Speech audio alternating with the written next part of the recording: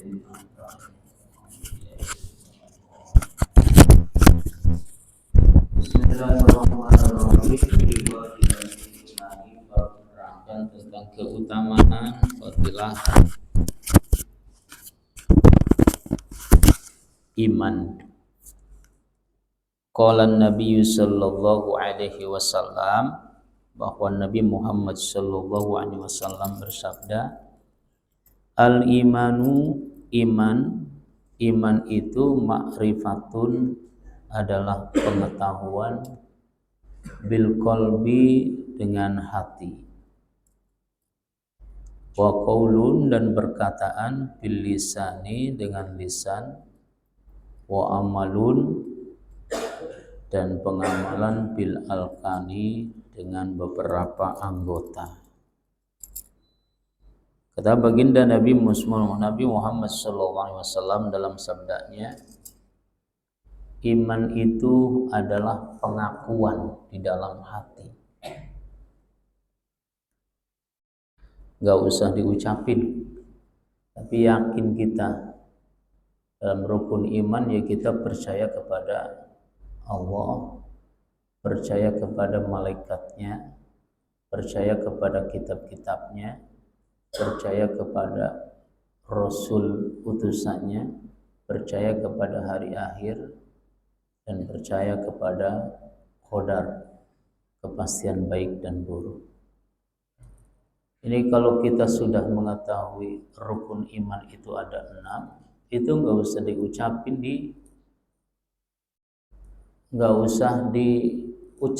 diyakinkan dalam hati. Adanya kita di alam dunia ini ada yang menciptakan.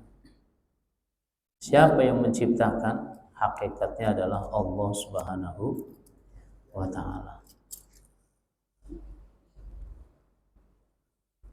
Ma'rifatun bil qalbi, meyakinkan di dalam hati bahwa saya itu percaya kepada Allah, malaikatnya dan seterusnya.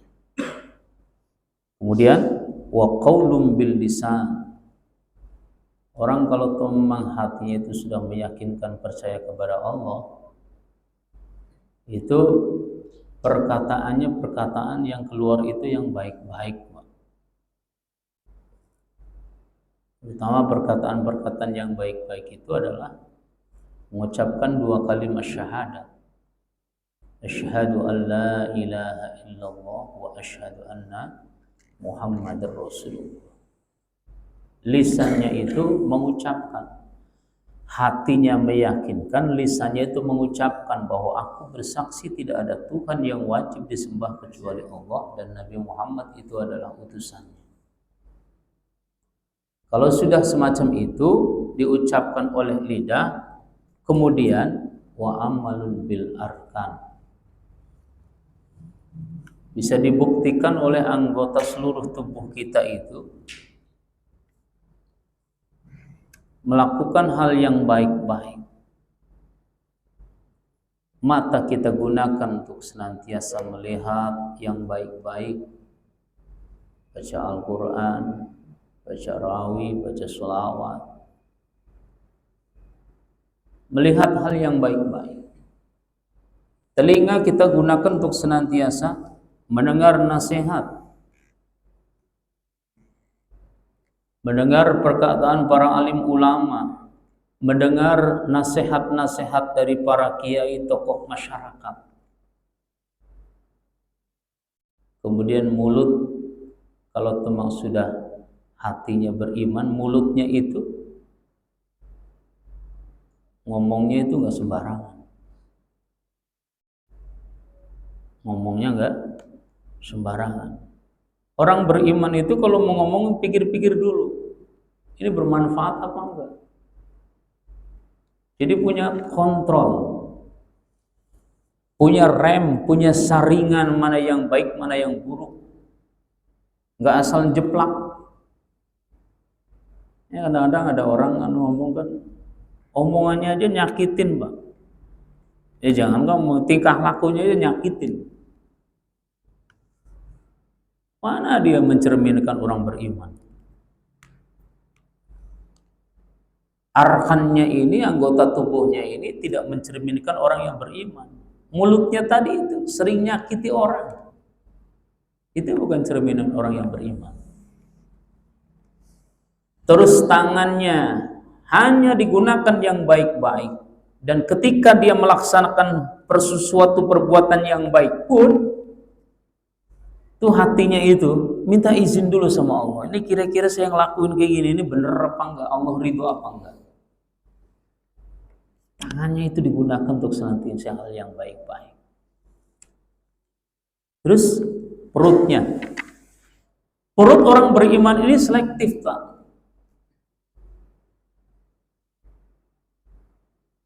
Jadi perumpamaan orang beriman itu sama dengan perumpamaan lebah.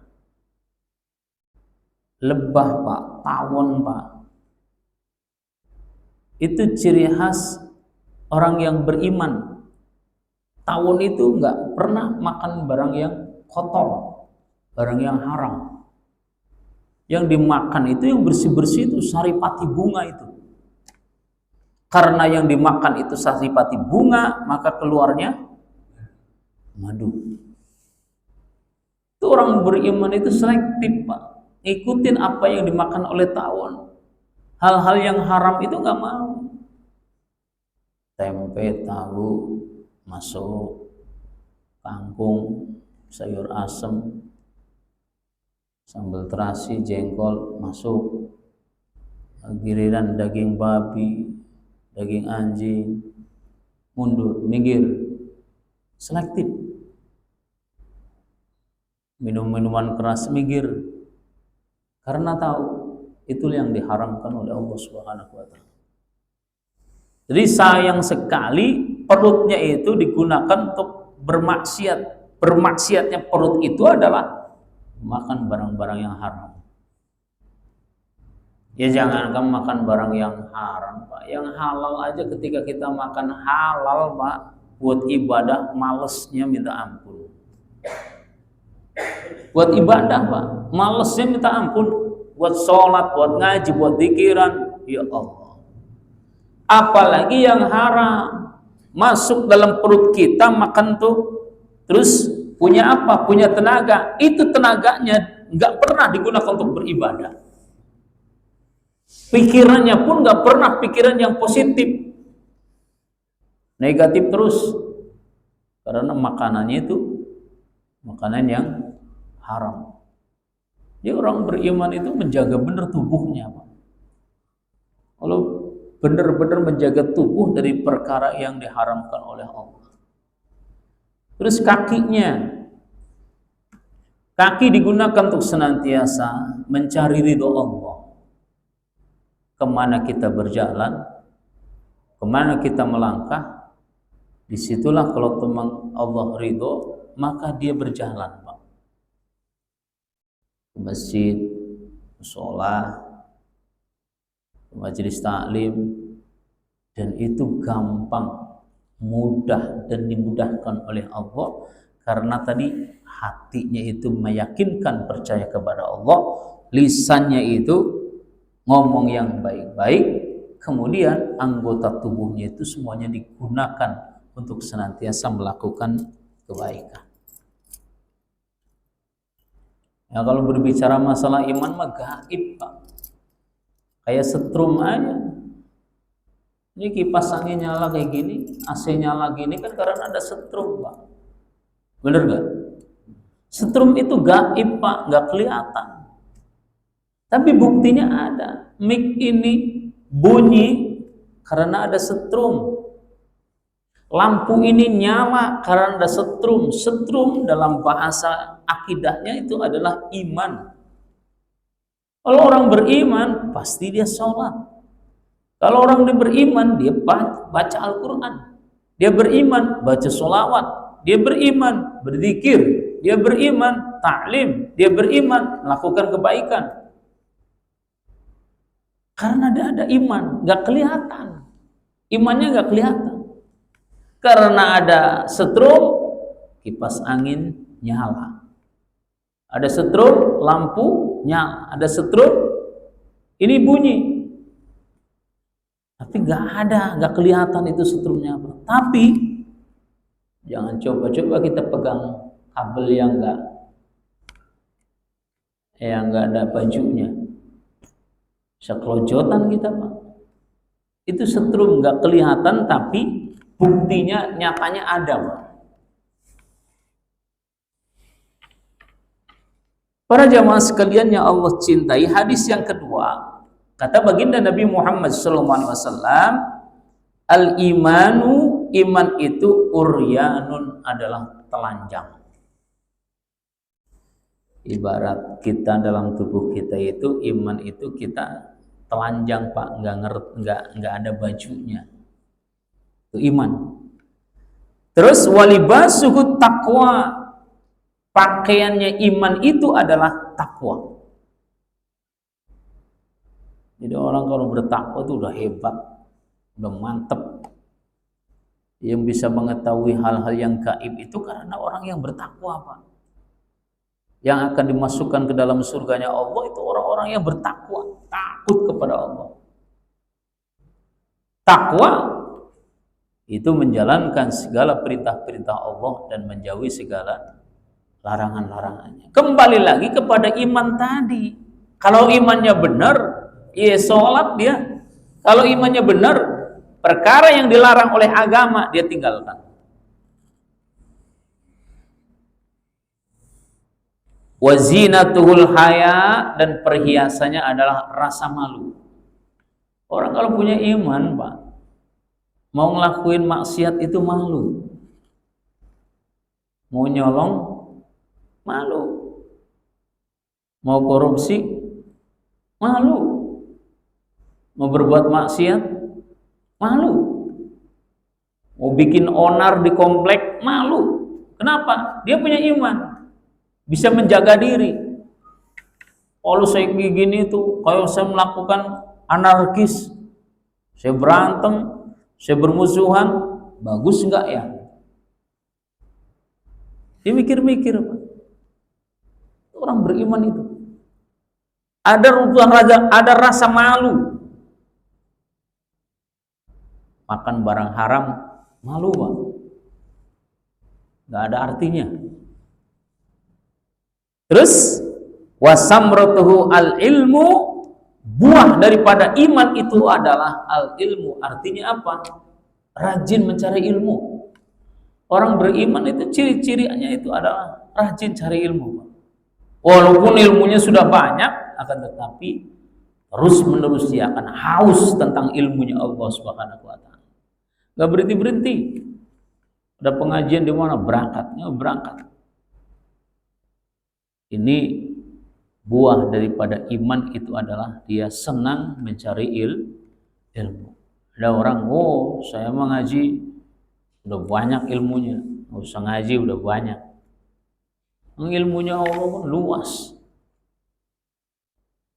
Maka ciri khas orang yang beriman, wasamrutuhu bil ilmi, wasamrutuhu al ilmu, yaitu buah daripada iman itu adalah ilmu.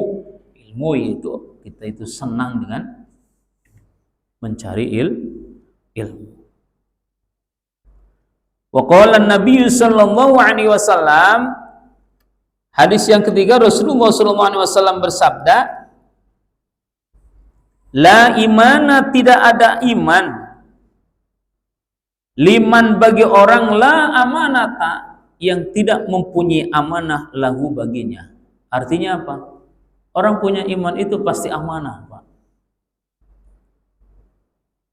Rasulullah SAW pas umur 35 tahun, Pak, itu di Mekah ada perombakan Ka'bah, renovasi Ka'bah.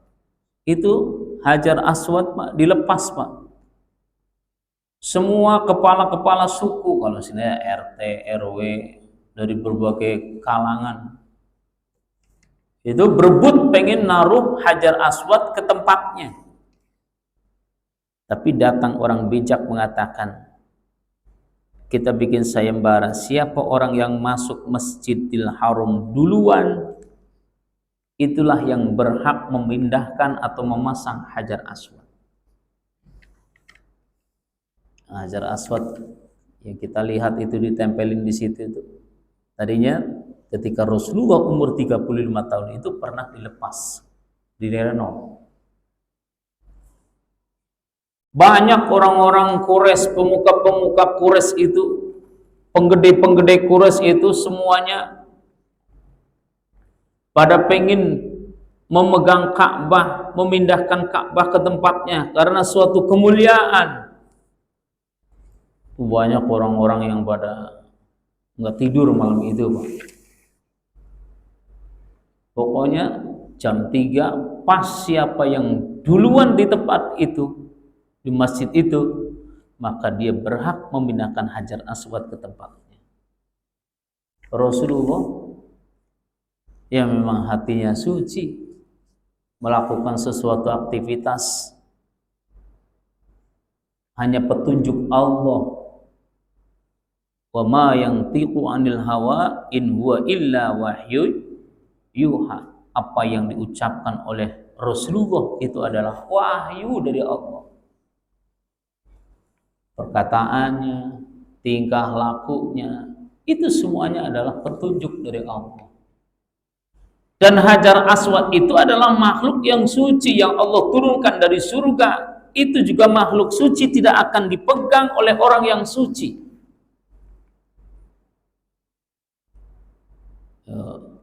Orang nggak pada tidur, Pak. Cerita orang-orang penggede kafir, orang Quraisy itu nggak pada tidur malam. Pengen datang ke masjid pertama kali. Pas giliran jam 3, Pak, itu semuanya pada tidur semuanya itu. Kecuali Rasulullah datang. Lah, bangun-bangun udah 3:30. Semuanya pada datang ke masjid. Pas dilihatnya di situ adalah Rasulullah Sallallahu Alaihi Wasallam. Oh, berarti berhak Nabi Muhammad itu memindahkan Hajar Aswad ke tempatnya. Akhirnya Rasulullah Sallallahu Alaihi Wasallam serta merta pengen merangkul kabilah-kabilah penggede-penggedenya supaya jangan ada perselisihan. Itu Rasulullah gelar sorbannya segi 4 itu. Jadi kabilah ini, empat-empatnya itu suruh megang semuanya. Rasulullah naruh di sorban. Di tengah-tengah itu Hajar Aswad, kemudian digotong oleh kabilah 4 tadi, penggede-penggede Quraisy tadi. Dipasanglah itu Hajar Aswad sampai sekarang. Ini artinya apa? Kalau Rasulullah itu sudah jelas orang yang amanah, dapat dipercaya. Tidak serta-merta Rasulullah ketika datang jam 3 kemudian udah saya pasang sendiri, enggak. Justru orang yang beriman itu mengajak orang lain untuk senantiasa bersatu. Amanah namanya, dipercaya. Insya Allah. Ya, sulit zaman sekarang, kepercayaan mahal, Pak.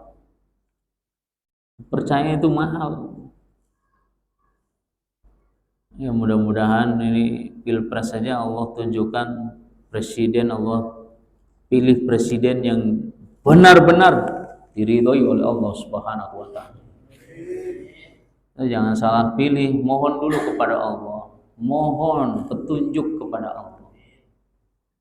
Oh, amin amin. Mantap. Ini bukan kampanye, Pak. Kan saya mendoa doang, Pak. Iya.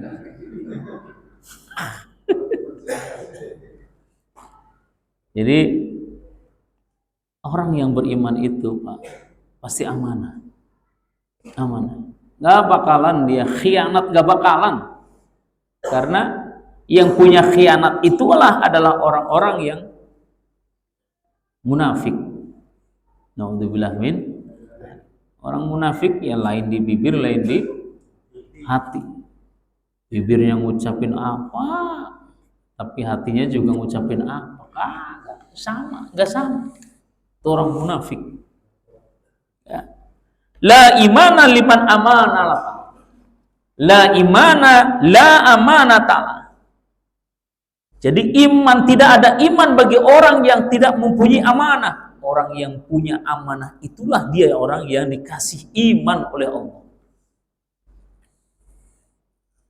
Para jamaah sekalian yang Allah cintai, hadis yang ketiga, waqala Nabi sallallahu alaihi wasallam, la yu'minu, tidak dia beriman, tidak dia mempunyai iman ahadukum di antara kamu sekalian, hatta yuhibba li akhihi, sehingga ia mencintai kepada saudaranya ma yuhibbu li nafsihi, sebagaimana dia mencintai diri sendiri.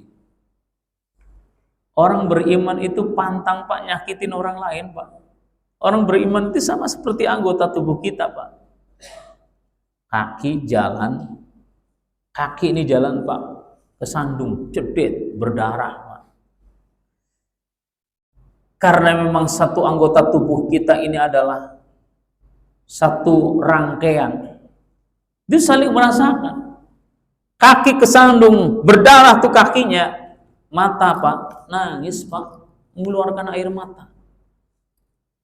Telinga, kaki kesandung mengeluarkan darah. Telinga ini panas Pak, panas. Mulutnya bilang apa? Kalau teman kita kesandung tuh mulutnya bilang apa?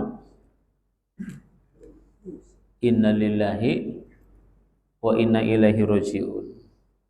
Ya bukan bilang, mulutnya langsung bilang sialan dasar batu ini. Mulutnya itu selalu inna lillahi wa inna ilaihi raji'un.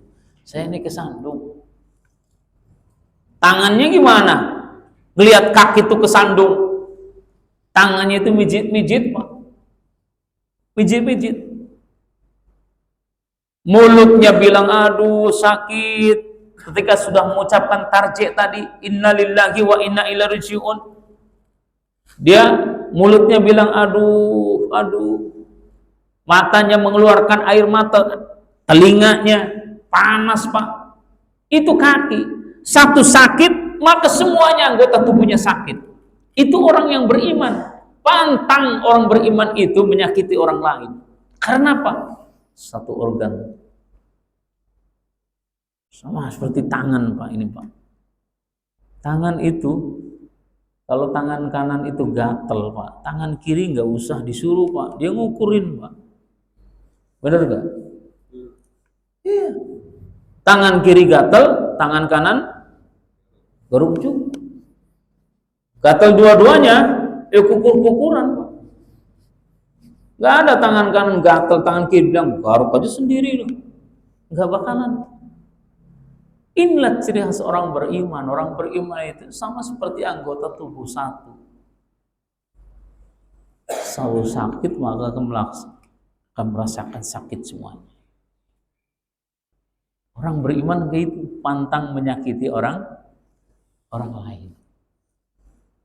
Justru orang yang beriman itu tidak dinamakan orang yang beriman di antara kamu sekalian, hatta yuhibba li akhihi, sehingga kamu itu mencintai kepada saudaramu sebagaimana kamu mencintai kepada dirinya sendiri.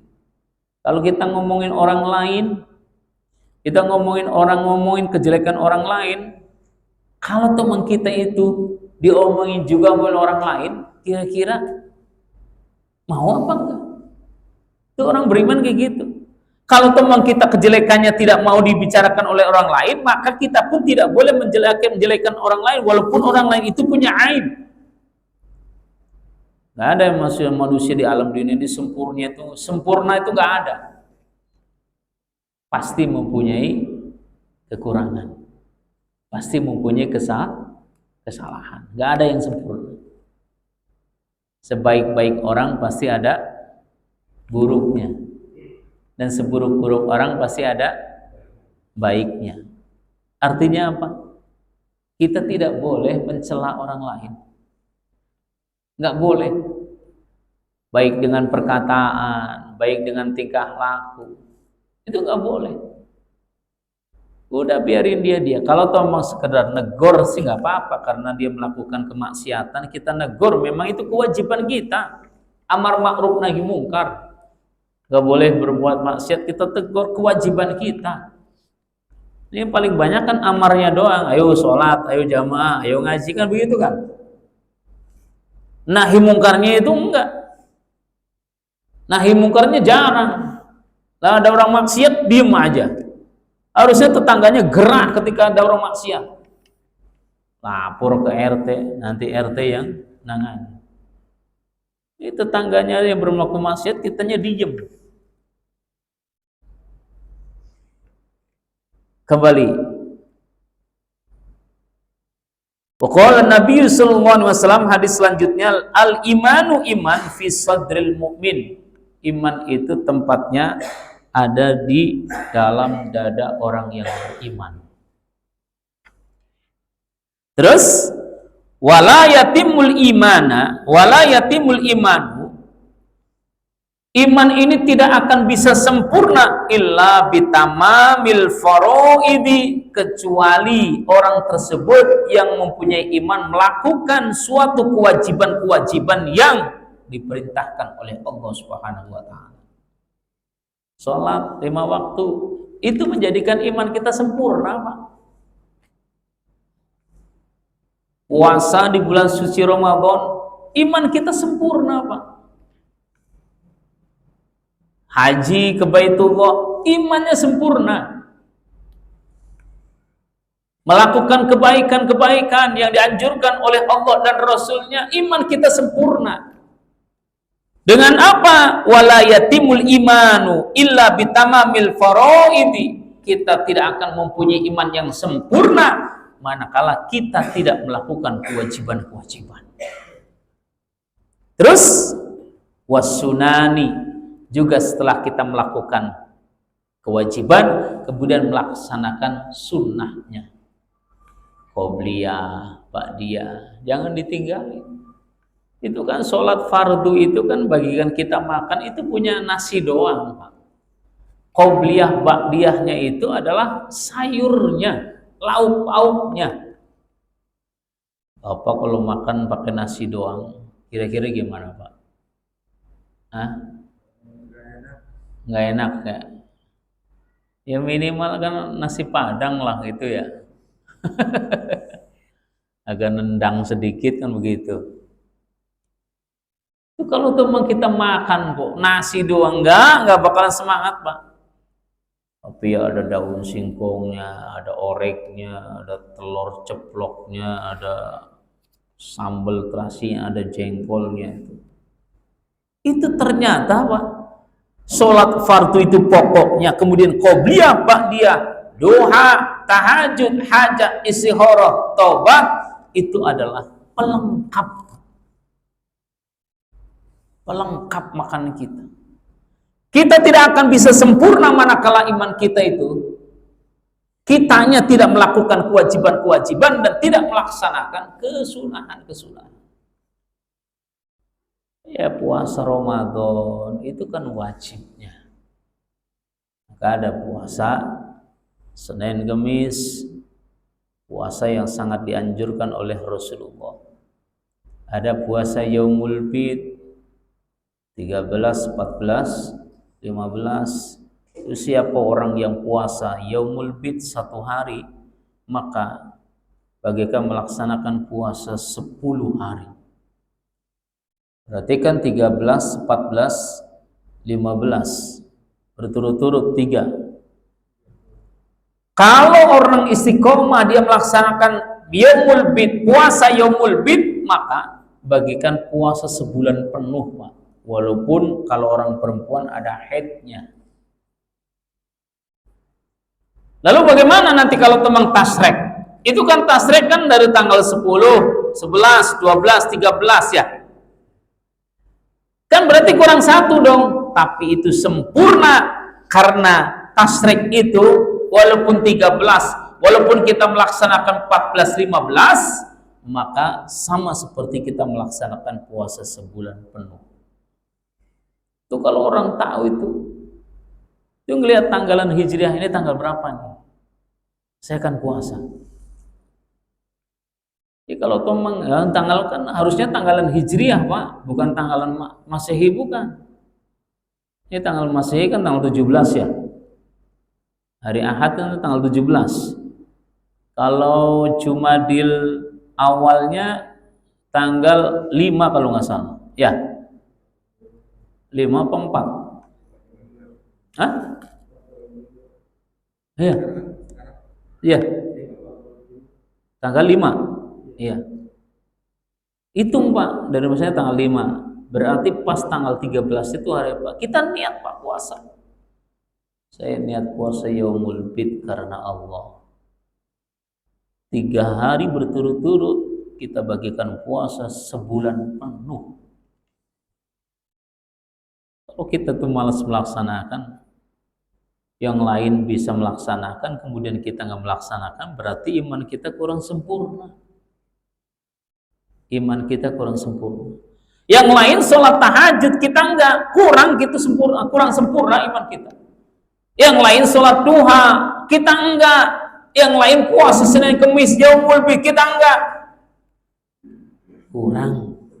Iman kita itu kurang. Orang bisa sempurna itu yang melaksanakan kewajiban, juga melaksanakan kesunahan. Tapi kuncinya Pak, kalau saya baca dalam kitab Ta'limut Ta'lim, orang kalau memang pengen melaksanakan kefarduan, melaksanakan sholat fardu itu mudah dan dimudahkan. Itu kuncinya, Bapak mewajibkan sholat sunnah. Kalau sudah mewajibkan sholat sunnah, maka yang fardu itu akan mudah, akan enteng, akan gampang dilaksanakan. Itu sholat duha itu 12 rakaat. Menurut hadis Rasulullah, Imam Bukhari Muslim itu menerangkan, siapa orang yang istiqomah melaksanakan sholat duha 12 rakaat, Allah akan jadikan rumahnya nanti rumah yang sangat megah di dalam surganya, terbuat dari emas dan perak. Jadi bukan hanya lancar rezekinya aja di alam dunia, keluarganya tentrem adem ayem, enggak. Rezekinya lancar, barokah, keluarganya juga barokah. Itu sholat duha, ternyata lebih besar lagi pahalanya Allah berikan nanti dalam surganya. Allah berikan rumah yang sangat megah terbuat dari emas dan perak. Kita kembali, yang lain melaksanakan sholat duha, kenapa kita enggak? Kurang iman kita. Kita melaksanakan sunnahnya, kita laksanakan, bagikan melaksanakan wajib, maka wajibnya itu akan mudah. Wajibnya akan mudah. Wala yafsudu, dan iman itu tidak akan rusak, artinya tidak akan berkurang. Wala yafsudu, tidak akan rusak al-imanu iman illa bijuhudil faraidi, kecuali orang tersebut mengingkari, meninggalkan al-faraidi, yaitu fardu-fardunya sholat atau fardu-fardunya yang diperintahkan oleh Allah. Iman akan rusak manakala kita itu meninggalkan sholat. Iman akan rusak manakala kita tidak zakat. Iman akan rusak manakala kita tidak berpuasa di bulan suci Ramadan. Iman akan rusak manakala kita tidak melaksanakan haji. Rusak Pak. Karena kita itu mau menghadir kepada Allah itu nggak bawa apa-apa kecuali bawa iman. Wasunani juga dia mengingkari, dia tidak mau melaksanakan sunnah. Yang wajib dia tidak melaksanakan, apalagi yang sunnah. Siapa yang menyepelekan kesunahan pasti akan berat melaksanakan kewajiban. Berat banget, berat. Orang sholat aja, sholat wajib aja berat banget Pak. Bener gak? Berat Pak sholat itu Pak. Makanya orang adzan itu jawabannya apa? Hayya 'alas sholat. Ayo sholat, ayo sholat. Apa jawabannya? La haula. Tidak ada daya dan kekuatan, tidak ada daya dan upaya kecuali hanya pertolongan Allah. Berat Pak, sholat itu berat Pak. Makanya ketika kita diajak oleh muadzin hayya 'alas sholat, ayo kita sholat, jawabnya la haula wala quwata illa billah. Hanya pertolongan Allah yang saya bisa melangkahkan kakinya ke masjid. Hanya pertolongan Allah saya bisa duduk di majelis taklim. Hanya pertolongan Allah saya bisa melaksanakan sholat berjamaah. Nggak bisa Pak, berat itu Pak. Sholat fardu itu berat. Masya Allah. Makanya sering-sering ulama itu menganjurkan ketika itu setiap hari Pak, bacalah haula wala quwata illa billahil azim 103 Pak. Rasulullah menganjurkan supaya apa? Supaya kita itu mendapatkan pertolongan dari Allah untuk melakukan kebaikan. La haula wala quwata illa billahil aliyil azim. Malah pondok pesantren Lirboyo Pak, itu bacanya itu yang sekarang itu Lirboyo Termas itu santrinya sampai 45.000. Itu baca la haula wala quwata illa billahil aliyil azim setiap pagi itu 1.000. Loh, kalau teman itu pengen tahu, itu ternyata dalam kitab hikam itu la haula wala quwata illa billahil aliyil azim itu juga gudangnya ekonomi Pak. Gudangnya ekonomi. Kalau kita pengen memperbaiki ekonomi kita, jangan lupa itu baca la haula wala quwata illa billahil aliyil azim, karena itu adalah gudangnya amalan, gudangnya ekonomi.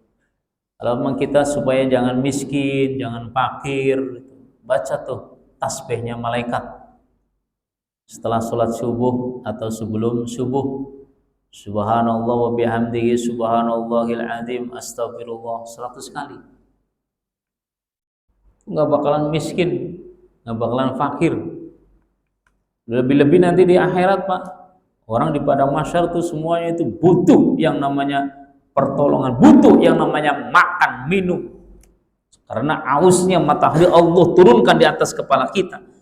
Tapi bagi orang yang istiqomah membaca tasbihnya malaikat Subhanallah wa bihamdihi subhanallahil azim astagfirullah, maka Allah akan cukupi dunia maupun akhirat.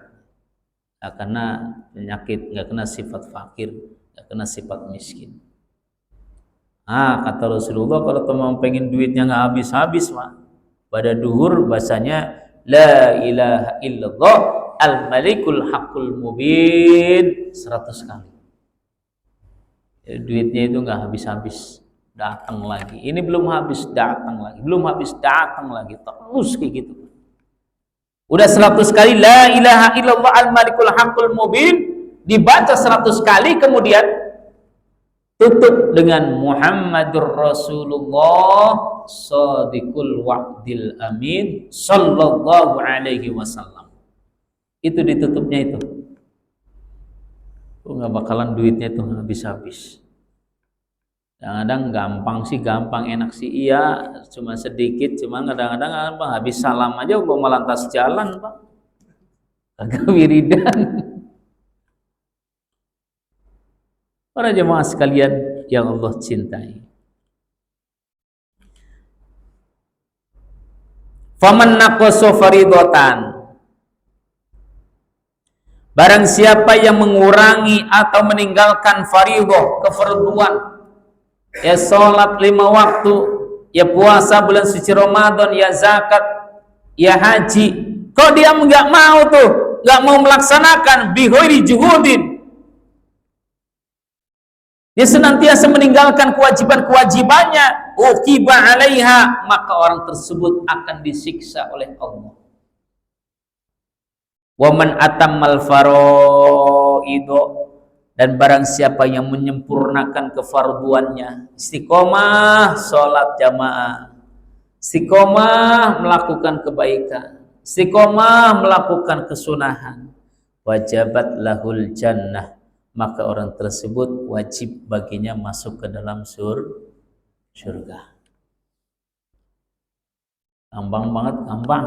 Kalau pengen masuk surga mah gampang. Yang penting rajin ibadah. Kita tidak akan bisa masuk ke dalam surga kalau teman kita nggak beribadah. Iya memang doanya Abu Nawas cakep banget tuh. Ya Allah, saya kayaknya nggak pantas masuk ke dalam surga, tapi nggak mampu ke neraka. Hebat banget itu. Masuk ke dalam surga kagak pantas, masuk ke neraka kagak kuat.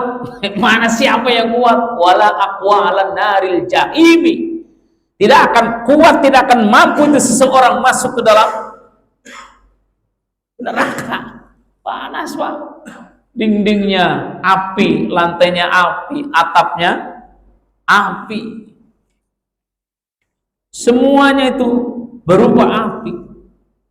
Maka doanya, wala aqwa 'alan naril jahimi. Saya enggak kuat. Tuh ada itu pengakuan tuh, ya Allah. Aku bukanlah ahli surga, namun aku tak mampu masuk ke dalam neraka. Apa terusannya? Fahabli taubatan. Ya Allah, fahabli, berilah kami ya Allah taubatan nasuha. Taubatan nasuha itu bagaimana? Taubat setelah melakukan kemaksiatan, kemudian dia tobat tidak melakukan kemaksiatan lagi. Ini yang paling repot ini. Ada orang nunggu, saya mau taubatnya umur 60 Ustaz. Begitu. Umur 60 tungguin tobatnya. Yang namanya taubat itu harus segera. 5 perkara yang harus disegerakan oleh orang yang beriman. Padahal tergesa-gesa dalam melakukan sesuatu itu adalah perbuatan setan. Justru dalam Islam itu ada 5 hal yang harus segera dikerjakan. 1, mengubur jenazah. Karena Rasulullah ketika meninggal dunia itu langsung dimakamkan. Tadinya mau dimakamkan di Mekah, Pak, dekat sama istrinya. Karena Rasulullah itu pernah bersabda, kalau ngubur jenazah itu harus cepat-cepat, apalagi jenazahnya orang beriman mau ketemu sama Allah, mau bertemu sama Allah, itu harus cepat-cepat. Yang kedua, menyuguhkan tamu. Apabila tamu masuk ke rumah kita, jangan diajak ngobrol dulu, kasih minimal aqua, silahkan minum dulu. Barangkali perjalanan jauh, ini perjalanan jauh diajak ngobrol ngalor ngidul, aus, air nggak keluar sedikit. Maka sunnahnya adalah ketika ada tamu masuk, assalamualaikum, silakan duduk, mangga minum dulu. Seperti itu. Itu sunnah. Menyuguhkan tamu manakala tamu itu datang ke rumah kita. Itu tamu itu membawa 1000 keberkahan, Pak. Tamu membawa 1000 keberkahan. Terus yang ketiga, hal yang wajib, hal yang harus senantiasa cepat-cepat dikerjakan adalah nyaur hutang.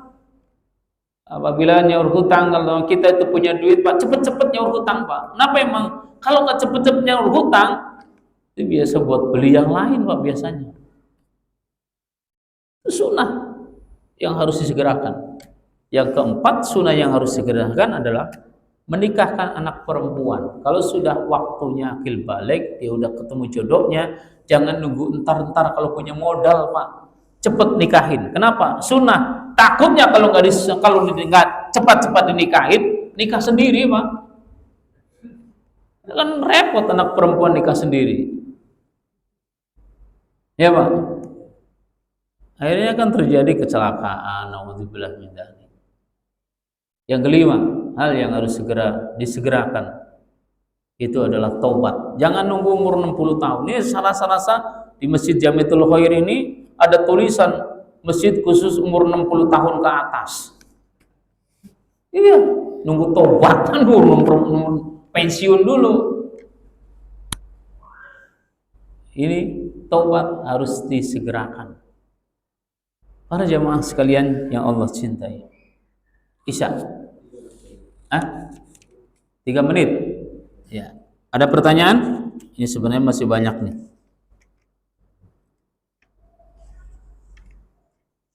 Ada pertanyaan atau lain? Mangga. Pada saat orang azan itu kan kita disuruhkan untuk diam, menghentikan pekerjaan, menjawab azan itu sendiri kan. Lalu bagaimana kalau kita di lingkungan di kanan kiri itu banyak masjid, Pak? Lalu apakah semua azan itu harus kita jawab atau satu ada yang kita yang harus mendengar? Baik. Adzan kita disunahkan untuk mengikuti suara adzan kecuali di lafaz la haula hayya shalah hayya falah. Itu semuanya beda. Kalau Allahu Akbar ikuti Allahu Akbar. Syahadat juga sama. Syahadat Rasul sama. Kecuali di hayya shalah hayya falah. Kita dianjurkan mengikuti. Kenapa? Seorang muadzin itu nanti akan dimasukkan ke dalam surganya Allah, tempatnya VIP. Itu orang muadzin. Lalu siapa lagi yang ditempatkan di situ? Orang yang mengikuti, mendengarkan dan mengikuti atau menjawab adzan. Itu ngikut VIP juga. Pertanyaannya, saya ini masjid banyak nih. Mana yang harus saya jawab? Masjid terdekat, Pak. Bapak mau sholatnya di mana? Sholatnya masjid sini. Suara adzan di sana nggak wajib. Yang di apa? Bukan wajib, Pak. Artinya yang dianjurkan yang di sini. Yang di lain-lain Bapak itu nggak istilahnya nggak dianjurkan. Yang dianjurkan itu yang dekat. Gitu. Nah, kalau disautin semuanya ini musola ada berapa sih nih? Adzan semuanya itu. Kagak kelar-kelar. Tapi yang lebih dekat, Pak. Kalau Bapak sholatnya di sini adzan, oh Jamiatul Khair udah adzan itu. Nah, kita ikutin. Iya. Begitu, Pak. Kalau kita ngikutin, kita akan masuk ke dalam surga tempat VIP, itu seorang muadzin, maka yang menjawab pun sama akan di tempat VIP juga. Ada lagi? Lain daripada tema? Kalau bisa saya jawab, kalau nggak bisa buat PR begitu ya.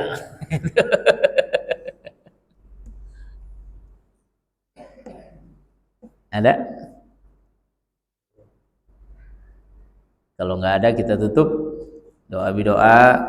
Semoga yang hadir, keluarganya, tetangganya, masyarakatnya, semoga senantiasa Allah panjangkan umurnya, Allah sehatkan badannya, Allah berkahkan rizkinya, Allah jauhkan dari bala dunia serta bala akhirat, Allah permudahkan segala urusannya, baik urusan dunia, agama maupun akhiratnya, Allah manfaatkan ilmunya, Allah sukseskan cita-citanya, Allah kabulkan segala permohonannya, Allah jadikan keluarganya semoga menjadi keluarga yang sakinah mawaddah warahmah.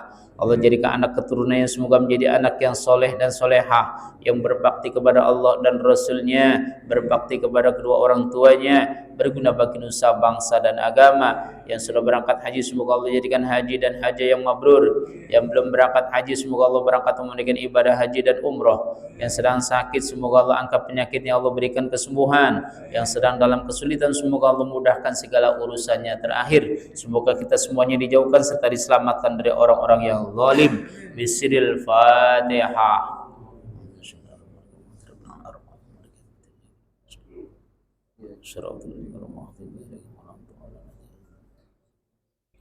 Wa fani karim wa fani rahim Allahumma bi'akil Fatihah wa bisil Fatihah wa bijagil Fatihah ya farijal ham ya kashifal ham ya mali abdi ya biraham da'wahum fiya subhanakallahumma wa tahiyyatuhum fiya salam wa akhiru da'wahum alhamdulillahi rabbil alamin. Kafaratul majlis.